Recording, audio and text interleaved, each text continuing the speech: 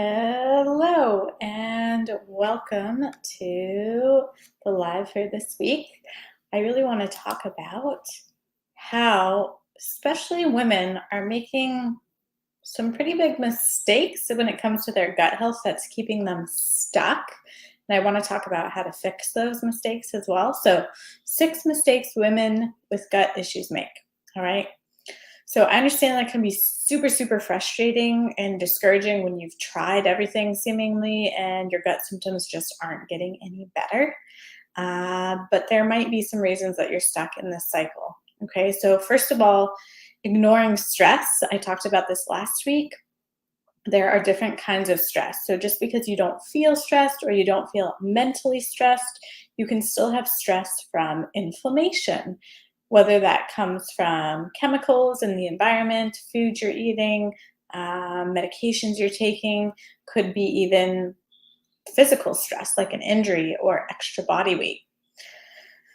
So that's a big thing, not realizing how much stress is impacting you and not addressing that. I have so many people who absolutely are so stressed out by their lives, by their jobs, yet they refuse to make any changes. So nothing's going to change or get better in your health if you don't start addressing those things. Mistake number 2 is relying on quick fixes. So just jumping from diet to diet. These diets are temporary, right? They're not meant to be long term or sustainable. Generally, they're not meant for you in particular either.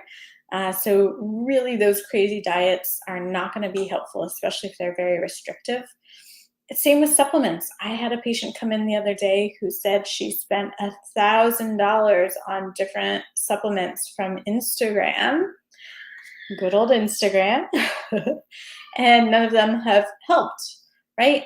Just buying a supplement, one pill is not going to solve your problems. I wish it were that easy. Whoever created that supplement or pill would be very rich, but that's really not how the body works.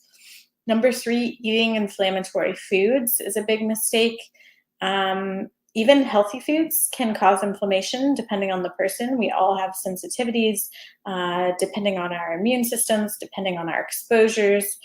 You know, if you're someone who has high histamine and allergies and high estrogen and your gallbladder struggles, then there's going to be certain foods that aren't going to be good for you that are also healthy foods, right?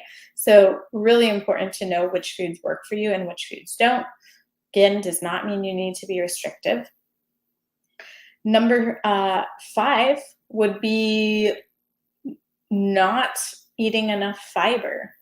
And sometimes, depending on your case, not enough probiotics, but sometimes probiotics can make things worse, which we'll talk about too.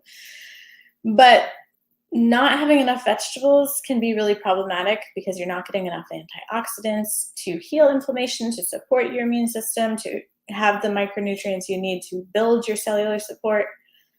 Keep in mind, for some people, fiber can make things worse. So it depends on the person, but you definitely need fiber to clear out the colon and to help move things along.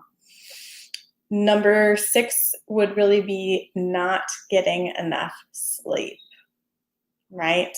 So if you're not sleeping, or you're sleeping but it's not adequate, you wake up a lot, it's not restful, then you cannot decrease inflammation in your body, right? So that's going to lead to poor gut issues down the road because your body can't repair itself. I think I may have skipped one because apparently I'm bad at counting. So I'm also going to say not knowing your gut type, right? I've talked about this as well. If you're taking supplements, eating specific diets, doing different protocols, but you don't know what your gut type is, you may be doing the absolute wrong protocol or supplement or diet for your gut type. So really imperative that you know whether your gut type is sensitive or inflamed or sluggish. And I really suggest that you watch our masterclass to figure out what your gut type is.